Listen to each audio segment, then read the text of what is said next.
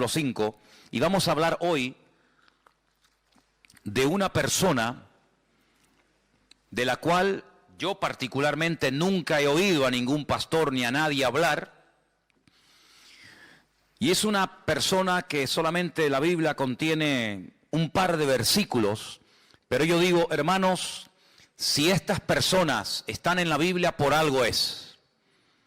Por algo es que el Señor permitió que los nombres de estas mujeres y de estos hombres estén en las Biblias.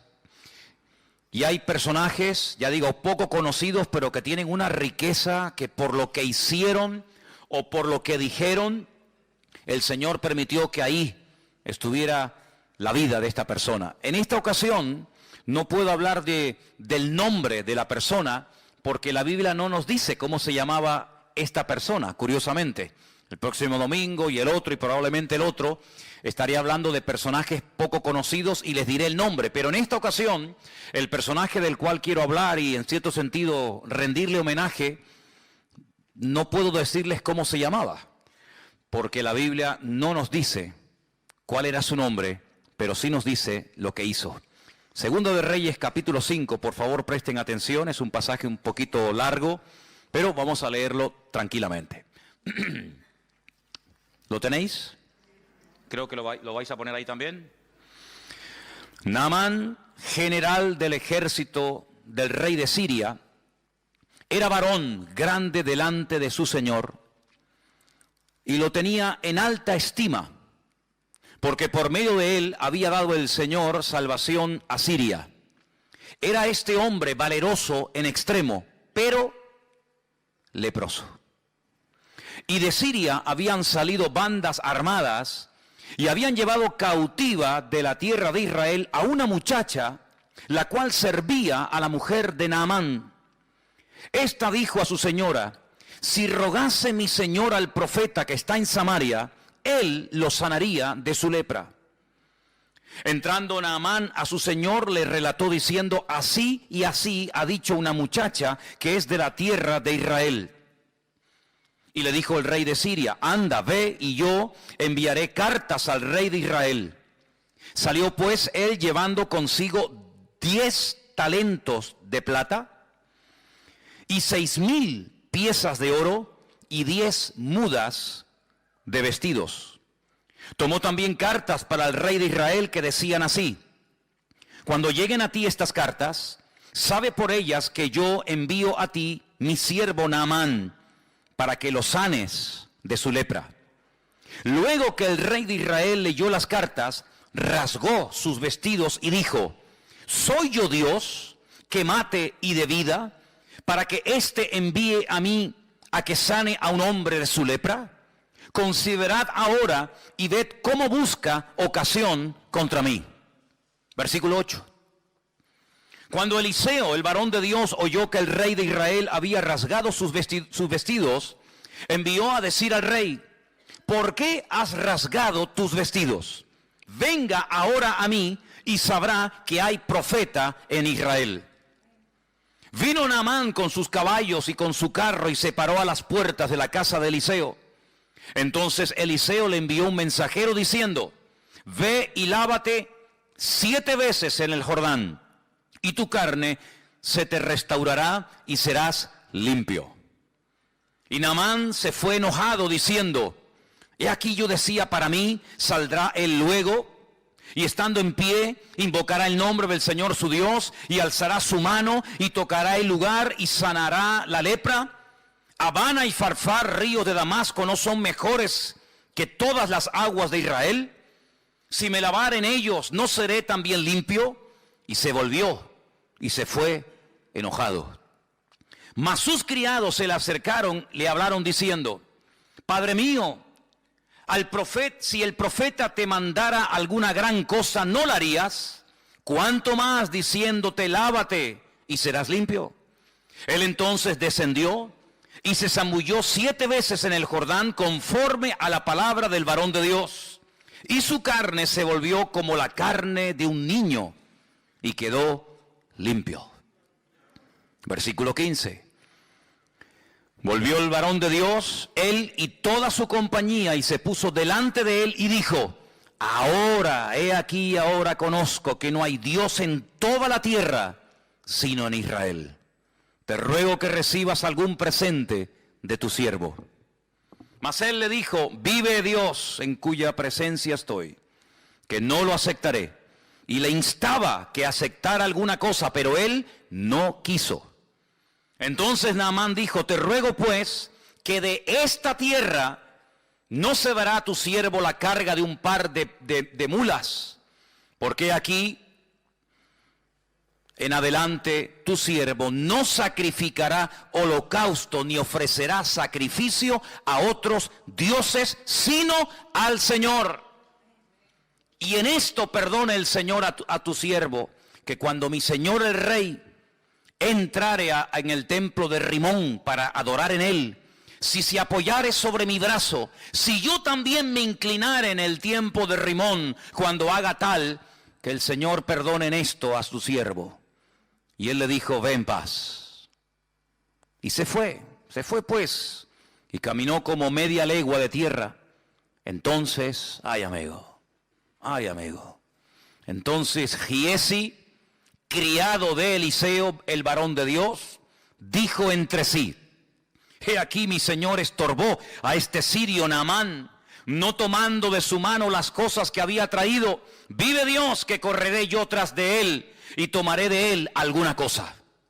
Siguió Giesi a Naamán, y cuando vio Naamán corriendo tras él, se bajó del carro para recibirle y le dijo, ¿va todo bien? Y él le dijo, bien, mi señor me envía a decirte. He aquí vinieron a mí en esta hora del monte de Efraín 2 jóvenes de los hijos de los profetas. Te ruego que les des un talento de plata y 2 vestidos nuevos. Y Naamán dijo, te ruego que tomes dos talentos de plata. Y le insistió y ató 2 talentos de plata en 2 bolsas y 2 vestidos nuevos, y lo puso todo a cuestas a 2 de sus criados para que lo llevasen delante de él.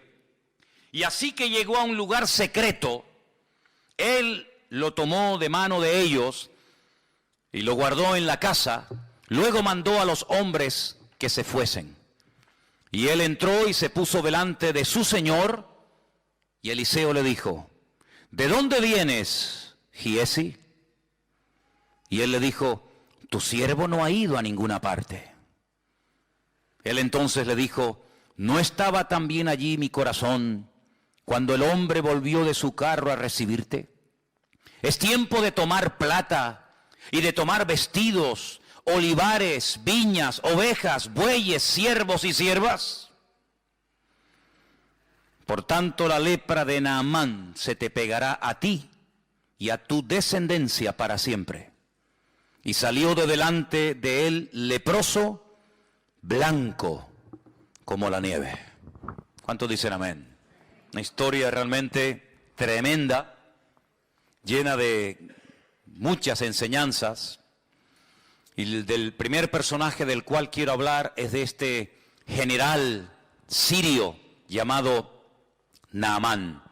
Versículo 1 nos da unas características, unos datos muy interesantes acerca de este hombre. Primero, su nombre, Naamán.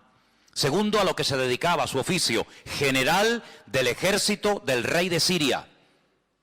General, un alto mando.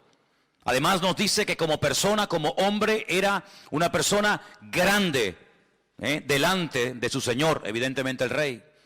Lo tenía en alta estima. Incluso dice que por medio de él había dado el Señor salvación a Siria. Es decir, en un momento determinado de su vida, de su carrera militar, se había dejado usar como instrumento de Dios para traer victoria a su país en un momento puntual en el que era necesario. Y además dice que era un hombre con una valentía, dice, en extremo, a la máxima potencia. Pero tenía un pero. Hay gente que por ahí dicen, a veces he escuchado que por muy buenos, por muy activos, por muy competentes o eficaces que seamos, todos y cada uno de nosotros tenemos peros en nuestra vida. Sí, es buen chico, es buen hermano, es buena hermana, es buen pastor, es un buen joven, es un buen líder, es un buen diácono, es una buena persona, pero... ¿Y quién puede levantar la mano esta tarde y decir, en mi vida no hay peros? Sí, hay muchos peros.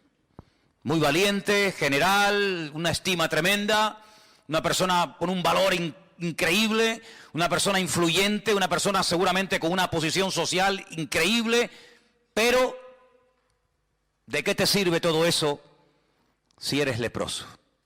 Ahora, es que qué curioso que cuando uno estudia el tema de la lepra, el trato que se le daba a los leprosos en Israel es completamente diferente al trato que se le daba a los leprosos, por ejemplo, en Siria.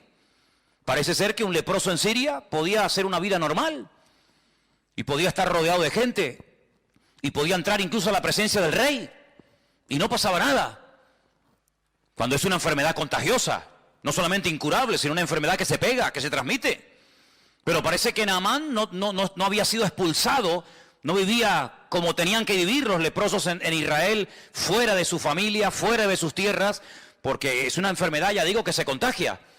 Y la Biblia da capítulos enteros de instrucciones acerca de cómo se tenía que tratar a un leproso. Y en el supuesto caso de que el leproso dijera que había sido sanado, había toda una parafernalia, había todo un proceso y una cuarentena, y en fin, algo muy interesante, ¿verdad? Sin embargo, Naamán era leproso y podía seguir siendo general y entraba y salía y hablaba con el rey y parece como que no le daban importancia. Sin embargo, había que tener mucho cuidado. Ahora bien, Naamán, sin lugar a dudas, por el cargo, era un general, Era una persona acostumbrada a recibir siempre todo tipo de honores, de pleitesía. Seguramente, cuando él llegaba a un lugar, automáticamente hacían sonar las trompetas, los soldados se ponían firmes, se hacía una serie de rituales que en la vida militar son normales cuando un general, por ejemplo, yo estuve en un cuartel donde teníamos la obligación, un grupito reducido de soldados en los tiempos de la ETA, en los tiempos en los que la ETA tenía en el punto de mira a policías y sobre todo a generales del ejército de España, pues yo estaba en una especie de comando de 10 soldados que íbamos de paisano y teníamos que estar siempre a altas horas de la madrugada haciéndonos pasar por gente que no tenía nada que ver con la vida militar, no podíamos llevar documentación, ni carnet de identidad, ni nada, con unos pelos y unas pintas terribles. Y bueno, y cuando estábamos por ahí, pues en el momento en el que mirábamos que cerca del cuartel entraba una serie de coches y ponían una banderita en lo alto del cuartel, sabíamos que el general estaba dentro. Esa era la indicación. Cuando veáis la bandera de tal color o de otro color, sabéis que tenéis que estar atentos porque el general ha llegado. Seguramente Naamán era una persona que estaba constantemente rodeada de un séquito de personas y a todo lugar donde Naamán llegara, pues en fin, todo el mundo se ponía firme y todo el mundo pues hacía todo tipo de reverencias y como era la costumbre, le besaban la mano, etcétera, etcétera. Pero, vuelvo a repetir, tenía un problema tremendo. Lo curioso es que todo esto va a cambiar radicalmente de la noche a la mañana, porque hay una chica, una joven, que repito, no nos dice la Biblia cómo se llamaba, pero nos dice cómo llegó a la casa de Naamán esta chica. Esta chica había sido llevada secuestrada, así de claro, por unas bandas armadas, por una especie de avanzadilla militar, de soldados que iban, atacaban, robaban, violaban, destruían, y de paso si se podían llevar a algún chico o alguna chica para someterlos como esclavos, pues aprovechaban. Y esta chica había llegado a la casa de Naamán porque fue secuestrada por la fuerza de la casa de sus padres. Ahora ponte tú en el lugar de esta niña, una chica que de la noche a la mañana es secuestrada. Yo no puedo asegurar si la violaron o no, porque la Biblia no lo dice, pero lo más probable es que lo hayan hecho, lo más probable. De repente, de ser una niña que está con sus padres, con su madre, con sus hermanos, que va a la sinagoga, probablemente alguna vez iría al templo a Jerusalén, vete tú a saber. De la noche a la mañana esta chica pasa a estar de criada, de esclava, lejos de su casa, lejos de sus padres, sirviendo a una señora que no conoce absolutamente de nada, una casa donde se comen cosas que ella jamás en la vida había comido por ser judía, una casa donde seguramente se adoraba a todo tipo de divinidades y de dioses, lo cual ella sabía que no se podía hacer. Y de la noche a la mañana esta chica pasa de estar en una casa normal y llevando una vida tranquila a una vida de esclava donde nunca más vas a volver a tu tierra, sino que te van a matar a trabajar de sol a sol, sin ningún tipo de derechos, sin vacaciones y sin ningún tipo de indemnización de ninguna clase. Humanamente hablando, era para tener el corazón lleno de odio Humanamente hablando era para estar todo el día quejándote o coger una depresión terrible y no querer vivir o incluso hasta pensar en quitarte la vida. Sin embargo, el ambiente, la injusticia de la vida no logró cambiar, no logró sacudir la fe de esta muchacha, sino que ella observa que el marido de su señora es un hombre muy importante, un hombre muy valeroso, un hombre con muchas medallas y mucho reconocimiento, pero es un hombre que se está muriendo cada día. Y cada día lo observa y se da cuenta de que este hombre va de mal en peor. Y que tarde o temprano va a terminar contagiando a todos los que viven allí. Y que tarde o temprano este hombre morirá, por muy general que sea. Y de repente ella se le ocurre decirle a la esposa de Naamán, a su señora, a su ama: si mi señor fuese a Israel y dejase que el profeta, el varón de Dios, le ministrara, él sería sano totalmente de su lepra. Su vida cambiaría radicalmente, pero tiene que ir a mi tierra, tiene que ir a mi país. Porque él va a sus dioses, él va a su templo. Pero esto no va a traer ningún cambio a su vida, al contrario. Pero si él se atreve a ir a mi tierra, no en esta ocasión para robar más jóvenes, no en esta ocasión para atacar y quemar y violar mujeres, sino para pedir misericordia, y él va con una buena actitud, y él se deja ministrar y se deja orar por el profeta, su vida va a cambiar. Parece que esto le impactó. Claro, yo no sé si nosotros en el lugar de la chica le hubiéramos dicho a este enemigo que vete tú a saber si mató a los padres de esta niña. Porque podemos especular y crear toda una historia alrededor de esto. Vete tú a saber cómo hubiéramos reaccionado nosotros. Ponte tú en el lugar de esta chica. Te secuestran, te violan, te matan a la familia, te llevan a un país extranjero. De repente te meten en una cultura, en una religión, en un ambiente pagano, idólatra. ¿Cómo tú hubieras reaccionado? Pues que se muera. Yo no le voy a decir absolutamente nada, pero no. Ella aprovechó la oportunidad. Ella no dijo, bueno, que se muera de su lepra porque no se merecen absolutamente nada, sino que ella da testimonio de la fe y de la confianza que tiene en su Dios y en los hombres de Dios de aquella época. Y esto, ya digo, le tuvo que impactar tanto a Naamán que Naamán fue a hablar con el rey. Se ve que tenía acceso directo y una amistad tremenda con el rey de Siria, y le dijo, mira, me ha pasado esto y esto, tengo una chica trabajando de criada, de esclava en mi casa, y me ha dicho que en Israel hay un hombre, un profeta, que puede orar por mí y mi vida puede cambiar. Y entonces el rey le da permiso, y el rey le da unas cartas para que se las lleve al rey de Israel. Y claro, imagínate, cuando el rey de Israel recibe las cartas del rey de Siria, dice, pero hombre, pero esto es increíble.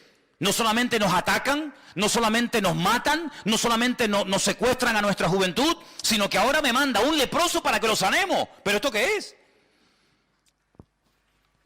Se vio realmente entre la espada y la pared, porque casi era una especie de orden. Te mando a este para que me lo sanes. Ya, sí, como si fuera tan fácil, ¿no? Como si le doliera la cabeza y le damos un frenadol o una aspirina, ¿verdad? Te mando a un leproso para que me lo sanes. Y el rey de Israel dice, ¿acaso soy yo Dios? ¿Puedo yo sanar a un leproso? Era una enfermedad incurable, era algo terrible en aquella época. Los judíos expulsaban de los campamentos. Mira, por ejemplo, a Miriam, la hermana del pastor de Moisés. La echaron del campamento, sí, pero es que es la hermana de Aarón, es la hermana de Moisés, da igual quien sea. No puede vivir entre nosotros, la echaron del campamento. Todos sabemos que ella murmuró, que ella cuestionó la autoridad de su hermano, y dice la Biblia que quedó, automáticamente leprosa. Y estuvieron 7 días diciendo, bueno, ¿qué hacemos? ¿La abandonamos en el desierto? ¿Avanzamos? ¿Qué hacemos? Y allí estuvo una semana el pueblo esperando, pero claro, es que ella ya había esperado por su hermano Moisés cuando este era un bebé, cuando este era un niño pequeñito y lo pusieron en un canasto para que fuera devorado por los cocodrilos del río Nilo, para que se ahogara. Ella estuvo esperando a ver qué pasa con mi hermanito, a ver si se salva, si se muere, a ver si la corriente se lo lleva, a ver si... Y ella esperó por su hermano, y lo que tú siembras es lo que tú vas a cosechar. Si tú esperaste por Moisés, Moisés va a esperar por ti. Y dice la Biblia que cuando ella reconoce que obró mal, que actuó incorrectamente, y ella pide perdón, su hermano Moisés ora por ella, el Señor la restaura, la sana, la vuelven a incorporar al campamento, y entonces dice que el pueblo otra vez se puso en marcha. Qué bonito, ¿no? Gloria a Dios. No puedes pedir lo que tú no estás dispuesto a ofrecer. Pero si tú siembras algo en la vida, ten la completa seguridad que lo que tú has sembrado es lo que tú vas a cosechar. Y siempre se cosecha más de lo que hemos sembrado en la vida. ¿Cuántos dicen amén? Así que allí se va Naamán con estas cartas bajo el brazo para ponerse en contacto con el profeta Eliseo. Y me llama la atención, yo estuve leyendo esto y leyendo, digo, pero Señor, esto es algo increíble. Versículo 5 dice que este hombre se va, pero no se va con las manos vacías. Fíjate lo que se llevó. Dice en el versículo 5 que se llevó consigo 10 talentos de plata, 6,000 piezas de oro y 10 mudas de vestidos, 10 trajes. Y yo digo, 10 talentos de plata. ¿Y cuántos son talentos? Pues un talento, según la Biblia, son 45 kilos. Es decir, que si un talento son 45 kilos y se llevó 10 talentos de plata, este hombre, aunque nos suena así como una cosa sin importancia, se llevó 450 kilos de plata. Yo me metí hoy en Google, y digo, bueno, ¿cómo está el precio de la plata? Y me salió unas 275.000 euros. Si tuviéramos hoy 450 kilos de plata, lo mínimo que nos darían, lo calculé a lo mínimo, serían 250.000 euros. ¿Alguien tiene por ahí 450 kilos de plata escondido bajo el colchón? Bueno, bajo el colchón tendría que ser un colchonazo enorme, ¿no? Pero no solamente eso, sino que se llevó 6,000 piezas de plata, perdón, de oro. Esto es un fortunón. Y se llevó 10 vestidos que tenían que ser unos pedazos de trajes. No eran comprados ahí en Primar. Estos eran trajes de categoría, de marca, amigo, porque hay que impresionar al profeta. Date cuenta que estás pidiendo algo muy complicado. Sáname de la lepra. Sí, ya. Como si fuera así, tocar un botón y ya está. Y con todo ese cargamento este hombre pasa los altos del Golán y allí se adentra en tierra de Israel. Y cuando él va por el camino, él que es un hombre importante, él es un general, él no es un pelagato, sino es un hombre de autoridad, él va con un plan, ¿no? Él va con un pensamiento y él dice, bueno, cuando este hombre me vea y me vea con todos estos soldados y me vea con casi 500 kilos de plata y con 6,000 piezas de oro, etcétera, etcétera, este hombre me va a hacer un recibimiento alucinante, ¿no? Saldrá afuera, me hará una reverencia, me besará la mano, o levantará las manos, invocará a su Dios, vendrá y me hará algo mágico. Eliseo no le hizo ni caso. Pero es que ni caso. Dice en el versículo 10, entonces Eliseo le envió un mensajero. Mira, vete y dile a Naamán que se vaya y que se bañe. Ahora, si tú vienes a hablar conmigo y yo te digo, hermano, mire, hagamos un favor, primero vaya y báñese, ¿te gustaría? ¿Qué te estoy diciendo? Tú sabes que cuando te regalan colonia, bueno, gloria a Dios, está bien. Pero cuando te regalan en Navidad un desodorante, eso tiene una doble lectura. Porque te están diciendo, Ahora tú imagínate, dile a ese general, a ese hombre valeroso, a ese hombre tan influyente, que se vaya a lavar, pero que se meta 7 veces. Esto es un insulto, hermano. Esto es un insulto. Claro, Naamán, versículo 11, se fue enojado, no le gustó aquel recibimiento. ¿Cuántas veces hemos dicho aquí en la iglesia, tú lo sabes, si no te quieres enfadar nunca, si no te quieres llevar una desilusión, no esperes nada de nadie? Porque como esperes un trato preferencial, como esperes algo de alguien y no lo recibas, te vas a enfadar. Él esperaba un trato al nivel de un general, no lo recibe, se va enfadado. Y por poco, escucha bien, por poco pierde la bendición. Su carácter por poco le traiciona y le impide recibir la bendición de Dios. ¿Cuánta gente pierde la bendición de Dios? No porque Dios no quiera bendecirlo, sino porque ellos estropean lo que Dios quiere hacer en su vida. Por poco se vuelve así y a peor, porque ya, amigo, ya no hay una oportunidad. Y entonces dice la Biblia que él decía, mira lo que dice el versículo 11, él decía, saldrá, se pondrá de pie, invocará el nombre del Señor su Dios, alzará las manos, tocará el lugar, sanará la lepra, así. Él tenía ya todo premeditado y todo pensado, pero nada más lejos de la realidad, más fácil imposible. ¿Quieres sanar? ¿Quieres ser sanado? Vete al río Jordán y te bañas 7 veces. Y entonces él dice, Abana y Farfar, 2 ríos de aguas cristalinas, arriba en Siria, ríos de Damasco, dice, ¿no son mejores que todas las aguas de Israel? Si yo me baño en los ríos de mi tierra, ¿no seré sanado? ¿Por qué me tengo que meter en este río que en esa altura, a esa altura? Porque claro, cuando tú vas a donde nace el río Jordán es muy bonito. Nosotros hemos estado arriba en el norte, en Banias, en lo que era antiguamente Cesarea de Filipo, y allí el río Jordán es una belleza. Allí ves las truchas, allí ves los peces, allí es agua cristalina. Aquello es una belleza de lugar. Pero según va corriendo el río Jordán, pues tú vas viendo que de aguas cristalinas nada. El río Jordán es un río de barro, de sedimentos, de tierra, y todo eso es lo que entra en el Mar Muerto y ahí se queda. Entonces es un río, sinceramente, que cuando tú te metes, pues no ves el fondo, no te ves ni los pies de lo sucio, del barro que va arrastrando desde el norte hasta donde estaba este hombre. Y él dice, ¿cómo? Pero hombre, ¿me voy a meter ahí? Pero si en mi país, en mi tierra, los ríos son más bonitos, más limpios, más cristalinos, este es un río sucio. Ay, amigo, Naamán tuvo que aprender algo.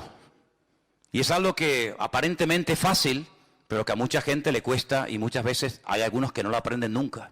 ¿Sabes? Yo he conocido gente que está dispuesto a pagar dinero para ser sanado, a pagar dinero para que el marido le vuelva y deje a la otra, pagar dinero para que el hijo cambie y deje la droga, pagar dinero para salir de la depresión en la que están, pero en cuanto se les habla de obediencia, de sometimiento a Dios, de renunciar al pecado y ponerse en línea con Dios, ay amigos, si te he visto no me acuerdo. Hace muchos años estábamos en Arrecife de Lanzarote, predicando en una campaña evangelística al aire libre. Y se me acercó un señor de Valencia que trabajaba en una autoescuela de aquella época. Y este hombre en aquellos años había pagado 2 veces a unos santeros brasileños y cubanos, a uno más de 250.000 pesetas y a otro casi 300 y pico mil pesetas. Se había ido a Cuba, se había rapado el pelo, había estado como si fuera un perro dentro de una casa. Se había hecho santero o lo que fuera, pagó dinero, mató gallinas, se lavó en sangre de no sé qué. Cuando vino a la campaña me abría las bolsas con unos pañuelos llenos de sangre. Pagó un dineral, más de $500,000 de pesetas, más los traslados de viaje para arriba, para abajo, pero cuando le dijimos, eso no sirve absolutamente de nada. Te has enredado, te has metido más en la basura de lo que estabas. Lo que tienes que hacer es coger todo eso y tirarlo a la basura y prenderle fuego. Y lo que tienes que hacer es dejar el pecado, dejar la querida con la que vives, ponerte en orden con Dios, arrepentirte de tus pecados y el Señor, si quiere, comenzará a transformar tu vida. ¿No le gustó? No le gustó. Si yo hubiera sido otro, digo, pues mira, yo te puedo curar, pero a mí me tienes que dar 480.000 pesetas. Y seguramente las hubiera pagado. Porque hay gente que está dispuesta a pagar para comprar un milagro, para tocar al corazón de Dios y obtener un favor, pero cuando le habla de sometimiento, de obediencia, cuando le habla de buscar a Dios en verdad, ay amigo, mientras tú tengas el control, yo puedo, yo pago, yo voy aquí, yo voy allá, yo me rapo el pelo, yo me he visto de blanco, me he visto de rojo, me he visto de amarillo, me baño en sangre, me baño en leche condensada, en lo que tú quieras, pero mientras yo tenga el control, no pasa nada. En el momento en que se te dice, ríndete, renuncia, pide perdón por tus pecados, amigo, si te he visto, no me acuerdo, y las amistades se rompen. Es tremendo, 450 kilos de plata, 6.000 piezas de oro, 10 mudas de vestido. Fíjate el fortunón que este hombre lleva encima, hermano. ¿Te imaginas que esta tarde entrara aquí un hombre que nos dijera, si ustedes oran por mí, les regalo 6.000 piezas de oro, te regalo 10 trajes de estos de marca fabulosa, te regalo no sé cuántos cientos de kilos de plata? Es algo increíble. Dispuesto a pagar el milagro, pero no está dispuesto a meterse dentro del río Jordán. ¿Por qué? Porque es aceptar órdenes de un ser inferior desde su punto de vista, y para él aquello es una humillación. ¿Pero por qué? Porque el orgullo impide que mucha gente cambie de vida. Porque el orgullo tiene un poder tan tremendo que ha destruido familias y países y imperios enteros. Es un veneno, es un cáncer impresionante la persona que cae en las redes, en la trampa del orgullo. Es un pobre desgraciado. Sí, tanto general, tanta valentía, tanta historia, pero es un pobre desgraciado. Es muy fácil decirle a los demás lo que tienen que hacer, pero en cuanto alguien te dice a ti lo que tú tienes que hacer, te enfadas. Es muy fácil dar órdenes a los soldados, pero cuando por ahí se cambian las tornas y un soldado te da una orden a ti, no sabes responder. Porque es muy fácil ver lo que los demás hacen mal desde nuestro punto de vista. Pero cuando el Señor te pone el dedo en la llaga y te dice, no, tú eres el que tienes que cambiar. Tú eres el que tienes que dejar de cuestionar a los demás y poner la mano en el arado y pedir perdón. Ay, amigo, ahí nuestro ego, ¿verdad? No, a mí nadie me tiene que decir lo que tengo que hacer. Eso le pasó a Naamán. Y Naamán no fue sanado porque se metió 7 veces en el río Jordán. Las aguas del Jordán no sanan a nadie. Hay gente que cuando va a Israel se traen botellas del agua del río Jordán. Porque usted sabe, hermano, que las aguas del río Jordán están bendecidas. Bendecidas. Y allí en el río Jordán he visto una tienda, un kiosco con botellas de plástico, así como estas, vacías. Y la gente va y paga 4 y 5 euros por una botella vacía, para meterse en las aguas del río Jordán y llenarla de agua sucia y traerla a España, porque es agua bendita. Y yo le digo, mire, si usted se compra una botella de agua llena, se la bebe, le cuesta 1 euro, y si quiere traerse agua, la coge. Pero pagar 4 o 5 euros por una botella vacía hay que ser bobo, ¿eh? Pues la gente lo hace. La gente lo hace y va y tú lo ves que se mojan, y por agua por aquí y agua por allá. Tremendo. No fueron las aguas del río Jordán lo que sanaron a Naamán. Lo que sanó a Naamán fue aceptar una orden por parte del profeta Eliseo, que no entendía, que le tocó su ego, pero cuando él se humilló, cuando él se arrepintió y cuando él estuvo dispuesto a hacer caso a lo que le decían, ahí comenzó un proceso de cambio en su vida. Y dice la palabra de Dios que este hombre al final acepta. Al final va, se mete en el río Jordán, aunque no entiende la orden. Mire, hermano, yo lo he dicho ya en varias ocasiones. En la Biblia hay 3 tipos de mandamientos. 3 tipos. Cada uno recibe su nombre. Hay mandamientos que entran dentro del sentido común. No matarás. Honrar al padre y a la madre. No decir falso testimonio. Hay incluso muchas constituciones de la inmensa mayoría de los países representados aquí esta noche, que en sus constituciones, en el Código Penal, en el Código Civil, tienen parte de leyes que tienen que ver con este tipo de mandamientos. En ninguna parte del mundo está permitido matar a la gente. En ninguna parte del mundo está permitido salir por las calles y secuestrar y matar y violar. Pero ¿eso de dónde viene? De los mandamientos de la Biblia. ¿Cuál fue el primer libro de la historia que dijo no matarás? La Biblia. Luego hay mandamientos que entran dentro de la lógica, de la convivencia entre seres humanos, del sentido común. Los entiendo, son buenos. Ayudan a la convivencia y a una sociedad sana. Hay otro tipo de mandamientos que son para recordar cosas del pasado. Por ejemplo, mandamientos que tienen que ver con milagros del Señor en el pasado. Y se recuerdan a través de celebraciones, de fiestas. Y son mandamientos que recuerdan algo que el Señor hizo. Pero hay otro tipo de mandamientos. No hay muchos de esos, pero hay algunos. Mandamientos que la gente cuando los lee dice, ¿y esto por qué? ¿Por qué? No lo entiendo. No tiene ninguna explicación. Bueno, lo que tú no entiendes, Dios sí lo entiende. Y cuando Dios manda algo, sabe por qué lo manda y por qué no lo manda. Y hay 7, 8, 10, 20 mandamientos en la Biblia que no entran dentro de la lógica, no entran dentro del sentido común, son como hasta ilógicos. Mandamientos que uno los puede hasta cuestionar. Bueno, eso era para antes, eso era para la época de Israel en el desierto. No, son mandamientos que Dios los puso para probarte. Mandamientos que, a ver cómo reacciona este. Si le digo algo que no entiende, a ver si lo va a hacer o no lo va a hacer. Hay gente que dice, yo no lo veo, yo no lo entiendo. Pero en la Biblia no es entender para obedecer. En la Biblia es obedecer y luego viene la bendición. Es al revés. No era lógico que el Señor dijera, si ustedes se quieren salvar de la muerte, no estamos hablando de una fiebre, estamos hablando de algo serio, la vida, tienen que pintar la puerta de sangre. Pero bueno, ¿eso qué lógica tiene? ¿Cómo va a parar la muerte? Un poco de sangre en la puerta y en los postes y en el dintel de una casa. ¿Pero qué explicación tiene esa? Ninguna. Es simplemente un acto de obediencia. ¿Te fías o no de tu Dios? Si no pones sangre en la puerta de tu casa, tu primogénito morirá. Y el primogénito de tu vaca y de tu buey y de tu asno morirán. Bueno, no lo entiendo, pero lo hago. Ah, mira, no lo entendían, lo cumplieron, pero sin embargo salvó la vida de miles y de miles de personas en Egipto. ¿Tenía lógica dar vueltas alrededor de la muralla de Jericó? ¿Tiene alguna magia? Cuando damos muchas vueltas alrededor de una ciudad, ¿se van debilitando los muros y al final caen? No. Es simplemente un mandamiento para ver si tú te fías de mí. ¿Te atreves a creerme? Sí, pues venga, demuéstralo. Venga una vuelta, y ahora otra, y ahora otra, y ahora 7. Son esos mandamientos que no entran dentro de nuestra lógica. No lo entiendo. Señor llega y dice, quitar la piedra. Pero ¿cómo vamos a quitar la piedra? Hace 4 días que mi hermano está muerto. Ahí hay un olor terrible. Esta mañana estuve en el Puerto de la Cruz y había en la cocina un olor a muerto. A muerto. Cogieron la bolsa de basura, la tiraron y volvió a entrar. Digo, aquí sigue oliendo a muerto. Y había un ratón que estaba muerto. Había un ratón que estaba muerto. Un ratón así, así. Ahora tú imagínate un ser humano 4 días muerto en Israel con un calor que hace terrible, que llegue el Señor al cementerio y diga, quitad la piedra. Claro, con razón las hermanas del difunto, Marta y María, dijeron, Señor, es que nuestro hermano ya está podrido, nuestro hermano ya está corrompido, nuestro hermano hiede, ya no es aquel joven, ¿verdad?, varonil y fuerte que tú conocías, es que está corrompido. Y el Señor dijo, quitad la piedra.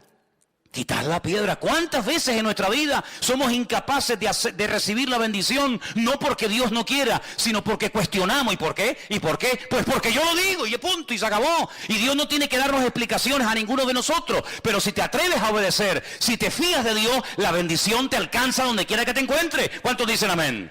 ¿O tú crees que vas a entender siempre a Dios? Hay momentos que yo no entiendo, ¿y por qué pasa esto? ¿Y por qué pasa lo otro? El próximo domingo vamos a hablar de un hombre bueno, un hombre extraordinario que lo mataron injustamente. ¿Por qué? Bueno, hijo, hay cosas que nunca vamos a entender mientras estemos en este cuerpo de barro. Pero yo lo único que sé es que con Dios no existe injusticia y que el Señor sabe lo que hace, aunque yo no lo entienda. Dice que los que amamos a Dios, todas las cosas nos ayudan a bien.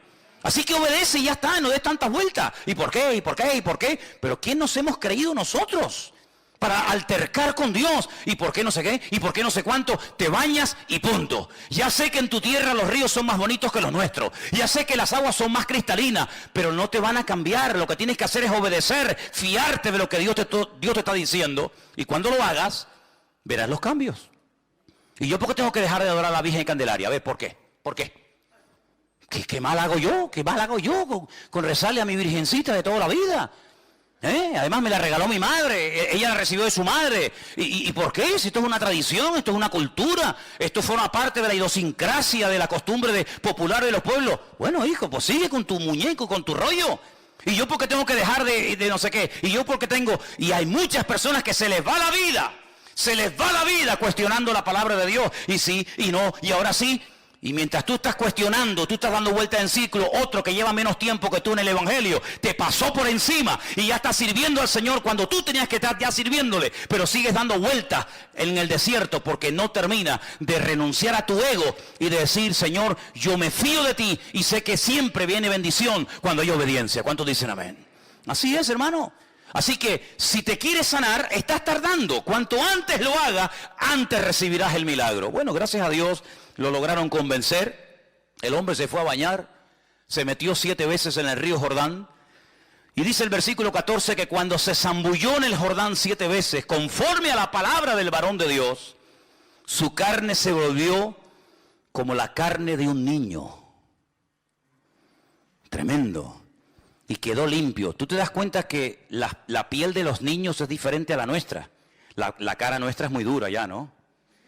La piel de los niños, tú le coges el pie a un niño y no tiene callos. No tiene callos. Y si no, podemos sacar aquí para que veáis. Es una piel increíble. Las manos, los niños no tienen callos. Es una piel increíble. ¿Saben que a veces en la antigüedad se mataban a vacas que estaban embarazadas para sacarle el ternero, los no natos, los que no habían nacido? Se les sacaba el ternero que aún no había nacido y se sacrificaba también lógicamente al ternero. ¿Para qué? Para curtir esa piel, porque era una piel tan suave, una piel tan hermosa que se utilizaba para escribir los pergaminos. y se utilizaba para hacer los rollos de la Torá y se utilizaba para escribir libros. ¿Por qué? Porque es una piel frágil, una piel bonita, una piel suave, no como una piel... Me acuerdo una vez que alguien me dijo, no, están vendiendo unas chaquetas de piel muy baratas, y me fui un día hace años a verla y digo, pero esto no es piel, esto es cartón piedra. Las ponías de pie y se quedaban de pie. No, son de piel, me decía el vendedor. Digo, ¿de piel de quién? De Matusalén. Eran de piel de camello. Claro, cuando usted se pone una chaqueta de piel de camello, al final te sale hasta joroba. ¿Qué quiere que te diga? Entonces la piel de un niño, algo increíble. Ahora, cuando este hombre sale del agua y se ve limpio, se ve que la lepra ha desaparecido. Ahora, déjeme que le diga algo. Yo mientras estudiaba este tema esta semana, este no es el primer leproso en la Biblia. Por cierto, ¿quién fue el primer leproso en la Biblia? No, Lázaro no fue nunca leproso. ¿Quién fue el primer leproso de la Biblia? No, Miriam no fue. Tiene que ir para atrás. No, Job tenía problemas en la piel, pero no necesariamente lepra. Dice que tenía la sarna. Se rascaba con una teja. Él vivía con su familia, luego no era algo contagioso. Hay un hombre extraordinario, un hombre de Dios. El mejor de todos, que se quedó leproso. Bueno, sigan pensando. No me digan que no lo sabéis. ¿Abraham era leproso? Ah. ¿Quién se quedó leproso? Bueno, sigan pensando. Volvió al varón de Dios, él y toda su compañía se puso delante de él y le dijo, he aquí ahora conozco que no hay Dios en toda la tierra sino en Israel. Ah, amigo, ahora te has dado cuenta, ¿no? Te das cuenta los cambios, los milagros, las bendiciones que vienen cuando te fías de Dios, cuando pones en práctica la palabra, aunque no la entiendas, te das cuenta que siempre la obediencia trae bendición. Tú venías cargado de plata, tú venías cargado de oro, pero ¿de qué sirve eso? De nada. Dice David, yo estaría dispuesto a hacer un sacrificio para ti cuantas veces tú me lo pidieras, pero tú no quieres sacrificio, que yo te lo daría, porque los sacrificios del Señor son el corazón quebrantado y el espíritu humillado delante de la presencia de Dios. Eso es lo que Dios quiere. Saúl dijo, no, mira, yo he contradecido la orden, he llevado un poco la contraria con lo que inicialmente me pediste, porque hemos reservado estas ovejas, mira qué pinta tienen, mira qué pedazo de bueyes, mira qué toros, mira qué machos cabríos, para sacrificarlos al Señor. Y Samuel le dice, ¿acaso Dios te ha pedido a ti sacrificios? ¿No es mejor la obediencia que los sacrificios y los animales engordados puestos como un holocausto sobre un altar? Que no has entendido nada. No has entendido nada, ¿te das cuenta? Bueno, ¿ya saben quién era el primer leproso? Bueno, pues nada, sigo. Entonces dice la Biblia que este hombre, cuando se ve cambiado por dentro y por fuera, porque este hombre era leproso, sí, pero también era leproso en el alma, Tenía un orgullo, y yo no sé qué es peor, la lepra o el orgullo. Porque por ser leproso nadie se va al infierno, Pero por ser soberbio y no querer obedecer a Dios te puedes condenar eternamente. Así que no sé qué será peor. O ser leproso o ser un soberbio y un arrogante. Y este lo tenía todo. Pero este hombre cuando se ve cambiado y sanado por fuera, cambia por dentro. Y dice, ahora entiendo que el Dios de esta gente, el Dios de este pueblo, es el único y verdadero Dios. Y ahora dice, versículo 16, que él insiste en darle un presente. Pero no lo quieren aceptar. Entonces Naamán le dice, te ruego, ahora escucha bien esto, es un recién convertido, diríamos nosotros hoy en día, es un recién convertido, así no habla una persona madura en el Señor. ¿Qué es lo que dice Naamán? Bueno, yo he sido sanado en esta tierra. Entonces le dice, de esta tierra no se le dará a tu siervo la carga de un par de mulas. Es decir, se quería llevar las mulas, no con la plata y el oro que había traído, sino cargadas de tierra de Israel. Como hay muchos creyentes que cuando van a Israel se traen tierra y te dicen, hermano, mira un regalito, tierra santa. Digo, sí. Y una vez una hermana me vino a mí con tierra santa y yo le dije, espera, yo te voy a dar otra. Y me fui, estábamos en el Puerto de la Cruz y me fui detrás de la piscina y escarabé así y metí en una bolsa y le dije, mira, tierra santa canaria. Ay, hermano, no diga eso, digo.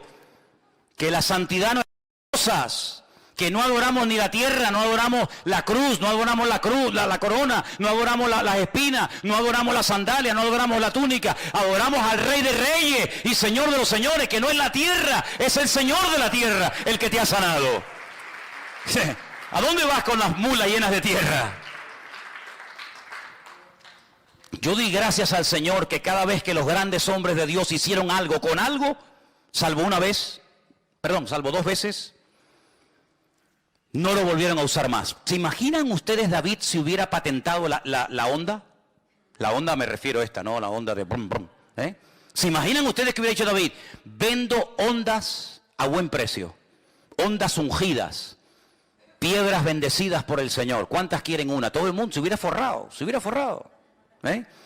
Con una quijada, con un hueso seco de una mula que estaba tirada en el camino, Sansón se vio acorralado de filisteos, 1000 dice que venían, dijo, mi madre, ¿ahora qué hago? Cogió así el hueso de la quijada del burro y empezó pim pam, pim pam, pim pam, pim pam, pim pam, pim pam, pum, pum. Un montón, 2 montones, 3 montones, 1000 filisteos se cargó. Hubiera dicho Sansón, ¿cuántos quieren la quijada? A ver, ¿quién me da 1000, 2000, 4000, 8000? Vamos a hacer quijadas, vamos a hacer, ¿Se acuerdan cuando Mike Tyson le mordió la oreja a aquel? A los pocos días estaban vendiendo orejas mordidas de chocolates y se hizo de oro el tipo que lo hizo. ¿Qué te parece, amigo? Cuando hicieron aquella serpiente de bronce, que era un tipo de la muerte de Cristo en la cruz, cargando el pecado, al final terminaron adorando a la serpiente de bronce. Y dice que el rey Ezequías tuvo que prenderle fuego, porque al final terminaron adorando al instrumento en vez de al Señor que utilizó el instrumento. O el efod que hizo Gedeón, que dice la Biblia que al final fue de tropiezo al pueblo de Israel. No adoramos las cosas, hermanos. No adoramos las cosas. No adoramos como mucha gente, ¿verdad? Las reliquias. Las reliquias. No. Es que esta es la túnica que llevó el Señor. ¿Y qué? ¿Y qué? Si quieres yo te regalo la chaqueta mía. ¿Y qué? Que no es la chaqueta, no es la túnica. No son los clavos. No son las espinas, las astillas. Sino es el Señor el que hace las cosas. No somos supersticiosos, no tenemos necesidad de amuletos. Yo espero que no haya nadie aquí, que sea supersticioso, que todavía esté con el vasito de agua y con aquel que está con la manita así, con el perejil mirando para la pared, castigado. Espero que no haya nadie aquí así, espero que no haya nadie con el lacito rojo y el diente de ajo y no sé qué en el bolsillo y el espejo de no sé qué y el gato de no sé qué. Espero que no haya nadie así, porque nosotros tenemos a un Dios que es mucho más grande que todo eso. Y aunque vengan contra ti por un camino, por 7 saldrán corriendo. No te vas a llevar tierra a tu país porque no ha sido la tierra la que te ha sanado. Al que te tienes que llevar es al Señor que bendice a esta tierra y a esta nación. ¿Cuántos dicen amén? Así que este hombre cambió. Pero ¿cómo se produjo este cambio? Porque una muchacha anónima, que no sabemos cómo se llamaba, se quedó un día y dijo, tengo 2 opciones, o callarme y dejar que este hombre se muera, o abrir mi boca y decir, tu problema es terrible, tu problema te va a terminar matando, pero hay solución, hay esperanza, hay una respuesta, y es mi Dios, y es mi Señor. ¿Cuántos de ustedes o cuántas hermanas han pasado por esta iglesia y han estado viviendo a veces durante años en casas de abogados, de médicos, de gente de perras de aquí de Tenerife, y han estado ahí por el dinero que cobraban, han estado ahí, ¿verdad?, viviendo en el hogar, pero han visto las miserias de esos hogares, donde sí, tienen 10 coches aparcados en el garaje, la pared llena de títulos y de fotografías con el alcalde, con el gobernador, con el rey, con fulanito o con menganito. Pero han visto las miserias de un hijo en la droga, han visto la miseria de una señora alcoholizada, han visto la miseria de un hombre en depresión, han visto problemas en la casa y en vez de, como esta muchacha, abrir la boca y decir, usted será doctor, médico, abogado, arquitecto, alcalde, lo que usted quiera, pero en esta casa no está la bendición de Dios. Pues esto fue lo que hizo esta chica. Podía haberse callado, podía haber dicho, bueno, es un general, él tiene todo lo que quiera, come lo que quiere, viste como quiere, pero le falta la bendición. Y yo, mira por dónde, esclava, privada de libertad, secuestrada, raptada de mi familia, yo soy más bendecida que este pobre hombre. Pero voy a compartir la bendición. Así que en todo lugar donde Dios te ponga, abre la boca. Porque estás rodeado Estamos rodeados diariamente de multitud de leprosos. Leprosos que están muriendo poco a poco. Y a veces hay una insensibilidad tan grande que ni siquiera se dan cuenta de su triste condición. Anoche estaba paseando yo al perro y se me acercó un chico y me dijo, ¿puedo hablar contigo? Digo, sí. Me dice, ¿tú eres el pastor de esa iglesia? Digo, sí. Dice, ¿qué es lo que ustedes creen? Pero tú imagínate, me pregunten a mí qué es lo que queremos. Me dieron las quimbambas allí, ¿no? Empecé a hablarle, pim, pam, para arriba, abajo, no sé qué, no sé cuánto. Y me dice, yo perdí a mi madre, mi hermano murió de una puñalada, el pobrecito está hecho polvo. Creo en Dios, creo en Jesucristo, no creo en los cristianos, ni en las iglesias, ni en nada, ni nadie. Digo, entonces te pasa como a mí, que solamente creo en Cristo. Hay gente que dice, no, yo tengo fe en los hombres. Digo, que Dios te bendiga. Yo en los hombres ninguna. Yo tengo fe en Dios total, en los hombres ninguna. Ni quiero que tengan fe en mí, ni tengo yo fe en nadie, porque en quien hay que confiar es en el Señor y nada más. Y Él me pidió darle testimonio.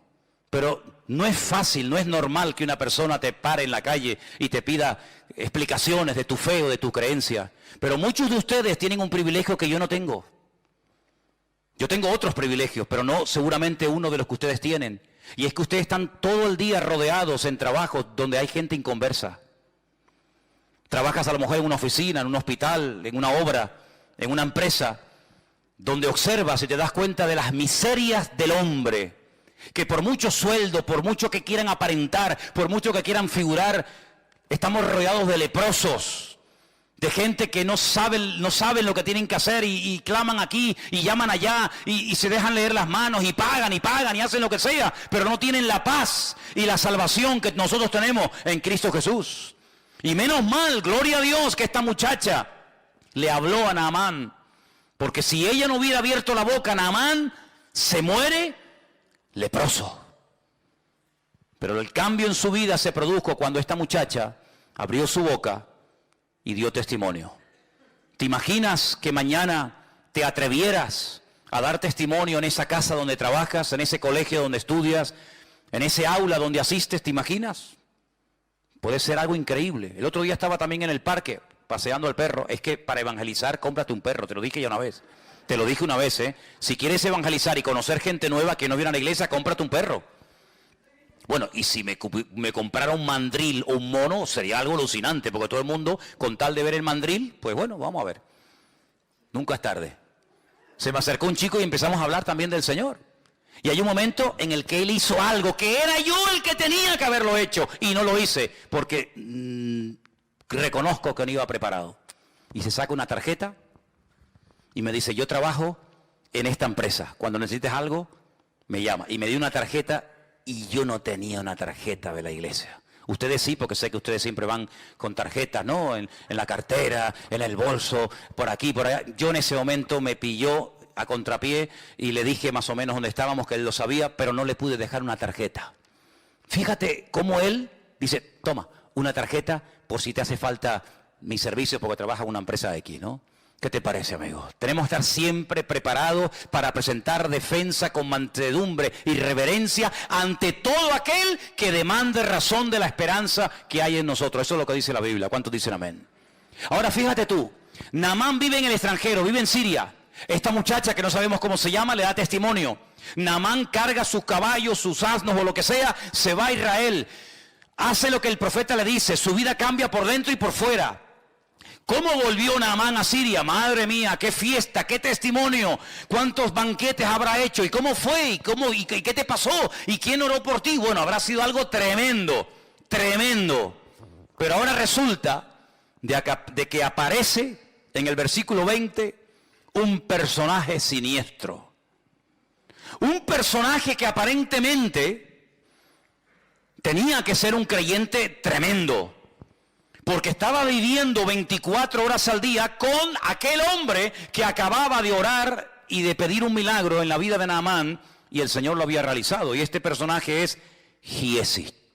Versículo 20 dice, lo hemos leído, pero volvemos. Giesi, que era el criado, el que servía a Eliseo, pero yo solamente quiero hacer un paréntesis aquí. Eliseo no siempre fue profeta.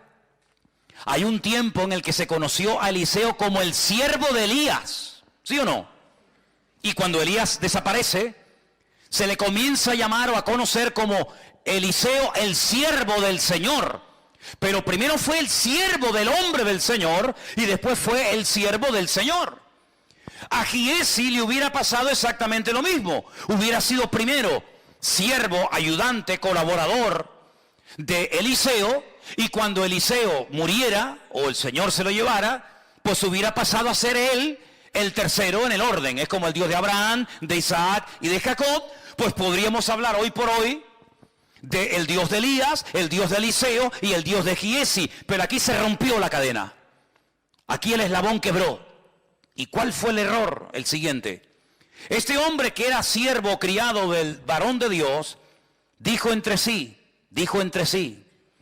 he aquí mi Señor estorbó, no aprovechó esta oportunidad de oro, imagínate, de este sirio Naamán, de este sirio, habla con menosprecio, no tomando de su mano las cosas que había traído.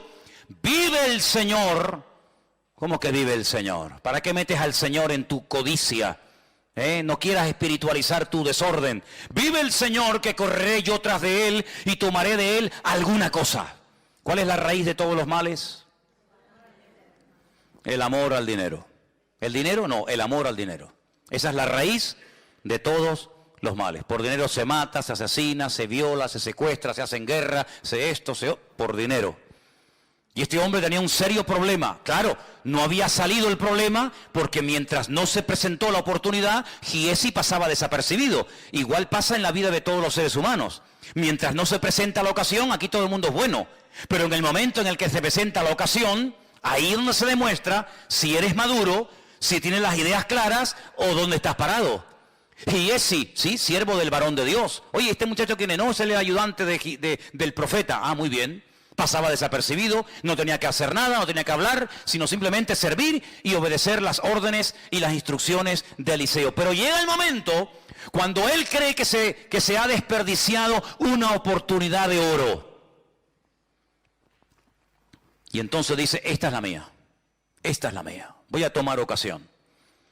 Siguió Giesi a Naamán. Naamán lo vio, que venía corriendo tras de él, se bajó del carro para recibirle y le dice, ¿qué pasó? ¿Pasó algo? Y le dice, primera mentira, mi Señor me envió a decirte, ¿eso es verdad? A ti no te ha enviado nadie. Tú eres el que te estás enviando.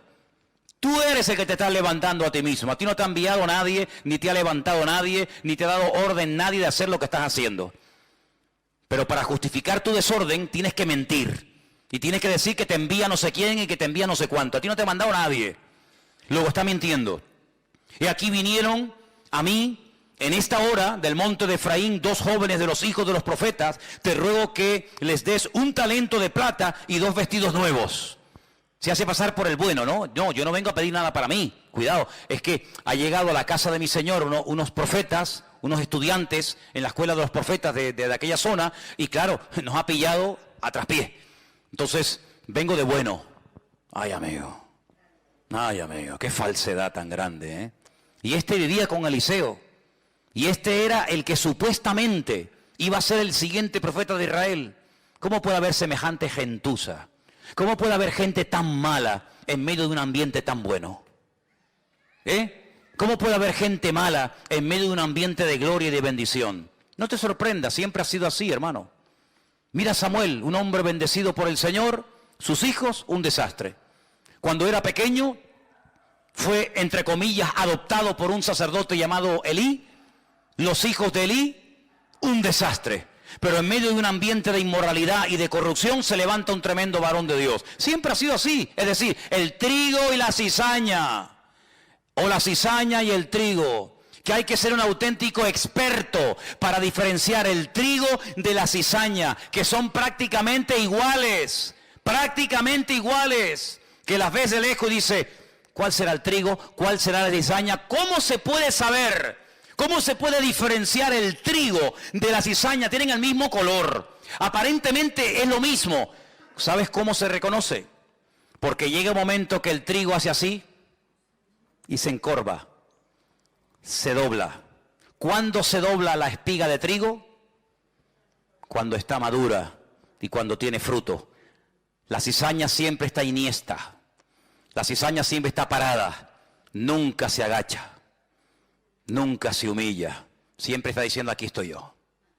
El trigo llega un momento en el que agacha e indica que cuando ya está agachadito es cuando hay que cortarlo.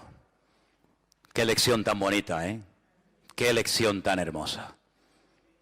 Cuando estamos agachaditos y humildes es porque puede ser que haya fruto en nuestra vida. Mientras estemos muy levantados, no sé a quién estamos representando. Allí se va Giesi y miente, ¿verdad?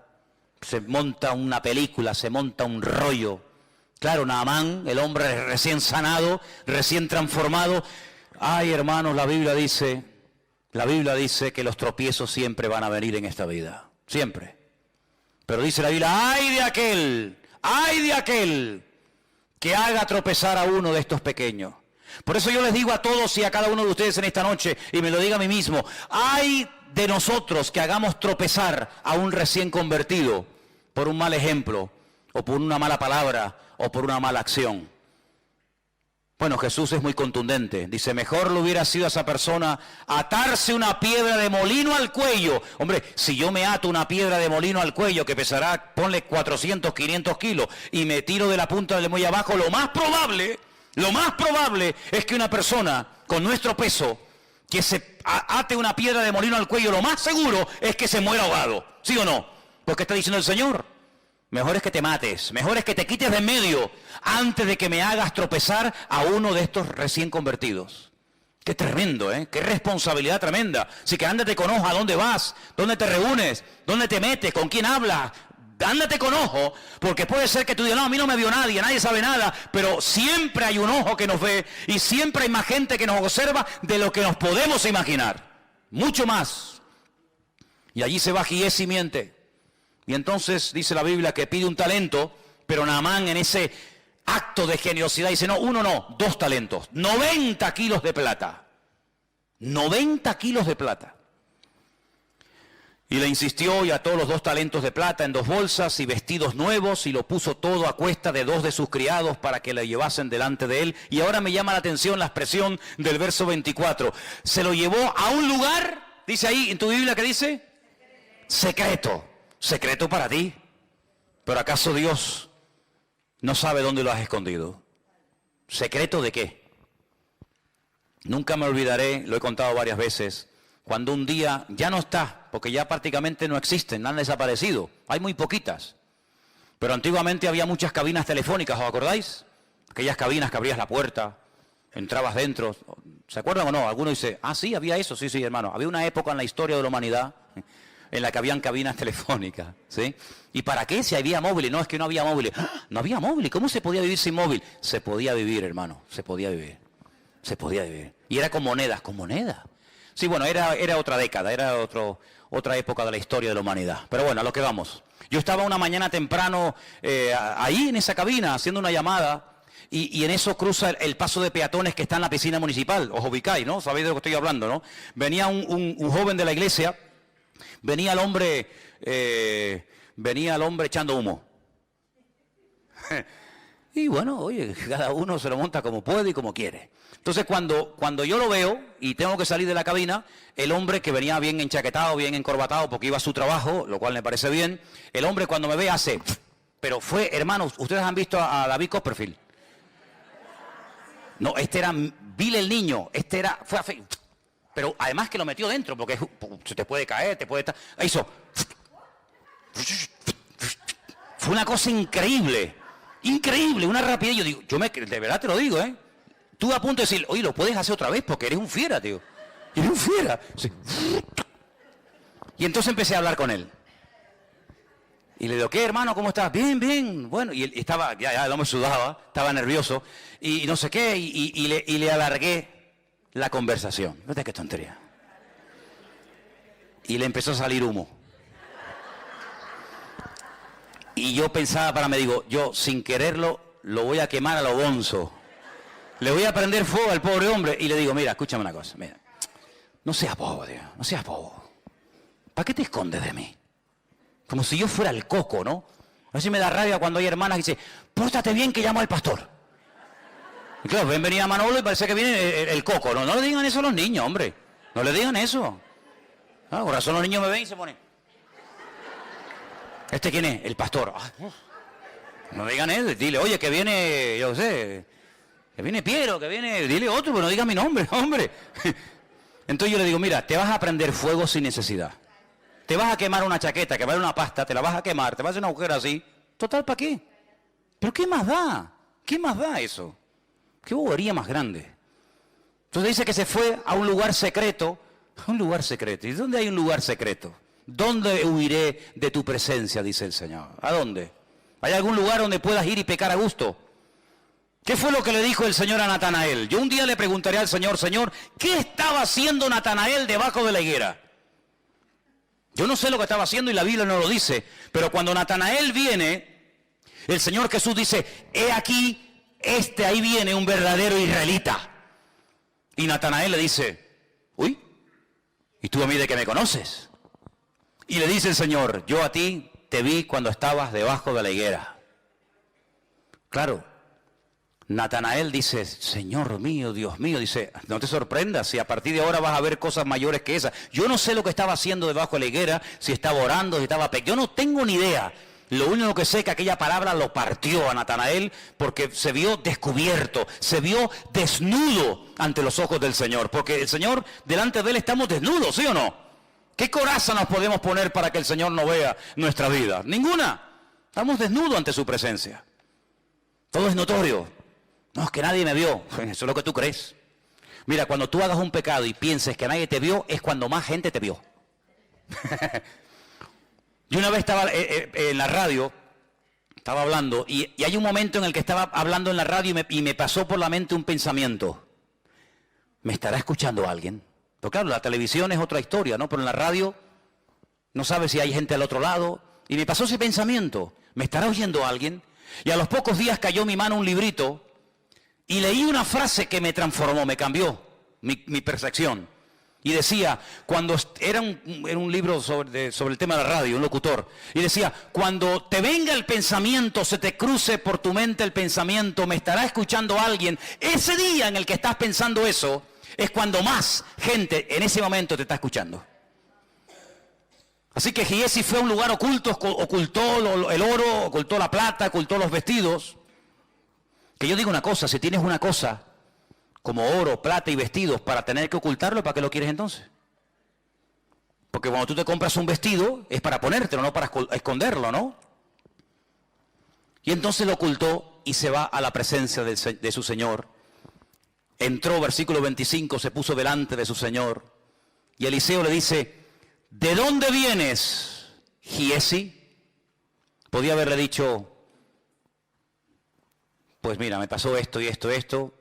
No. Dice, tu siervo no ha ido a ninguna parte. Segunda mentira. Cuando una persona miente una vez es más fácil mentir dos, y si mientes dos es más fácil mentir tres, y si mientes tres es más fácil mentir cuatro, así sucesivamente. Si ya has hablado en nombre de Eliseo, yo no hay nada una cosa que no soporto es que la gente hable en mi nombre. Cuando yo tenga que decir algo lo digo yo, no lo digas tú, lo digo yo. Y si tienes que justificarte condenando a otro para justificarte tú, no lo hagas, porque eso no es de Dios. Es que vengo de parte de mi Señor. Es mentira. Tú no vienes de parte de nadie. Pero como ya mintió ante una autoridad como Naamán, que era el general, ahora le resulta más fácil mentir por segunda vez. Yo no he ido a ninguna parte. Yo no he ido a ninguna parte. Y entonces, que ya conocía perfectamente a Eliseo, a este muchacho, le dice, ¿no estaba también allí mi corazón cuando el hombre volvió de su carro a retribuirte? Y ahora le dice algo tremendo. Fíjate en el siglo en que le dijo esto. Imagínate hoy en día. ¿Tú crees que estamos ahora mismo en tiempo de tomar plata, vestidos, olivares, viñas, bueyes, ovejas, siervos y siervas? Fíjate el concepto del ministerio, el concepto de la vida que tenía Eliseo en aquellos tiempos.